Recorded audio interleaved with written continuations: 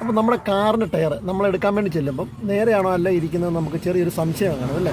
പുതിയ ആൾക്കാർക്ക് വേണ്ടിയുള്ള വീഡിയോ ആണ്. അങ്ങനെ ഉണ്ടെന്നുണ്ടെങ്കിൽ അത് ചെറിയ രീതിയിൽ നമുക്കൊന്ന് പരിഹരിച്ച് ക്ലിയർ ചെയ്ത് പോകാൻ വേണ്ടിയിട്ടുള്ളൊരു കൊച്ചു വീഡിയോ ഉണ്ട്. ജസ്റ്റ് നോക്കിയിട്ട് വരാം. നമ്മൾ തുടക്കക്കാർക്ക് വേണ്ടിയിട്ടുള്ള ഒരു വീഡിയോയാണ്. അതായത് നമ്മൾ ഒരു പാർക്കിങ്ങിലെ വണ്ടി നമ്മൾ ചേർത്തിട്ടിരിക്കുന്നു. തൊട്ട് മുന്നിലും പുറകിലും വണ്ടിയാണ്. നമുക്ക് തല പുറത്തേക്ക് ഇട്ട് നോക്കാനും മടിയാണ്. അങ്ങനെ സാഹചര്യം ഉള്ളപ്പം ഈ ടയർ നേരെയാണോ അല്ലയോ എന്നുള്ളതൊരു ഡൗട്ടുണ്ട് അല്ലേ. അതൊന്ന് കൺഫേം ആക്കാൻ വേണ്ടിയിട്ട് ചെറിയൊരു പരിപാടിയുണ്ട്. അതിനകത്ത് വേറെ ഇൻഡിക്കേഷനോ കാര്യങ്ങളോ അങ്ങനെ ഒന്നുമില്ല. പക്ഷേ ചെറിയ പരിപാടിയില്ല. ഇപ്പം നിലവിൽ ബാഡ്ജിങ് നേരെയാണ്, പക്ഷേ ടയർ നേരെ അല്ല.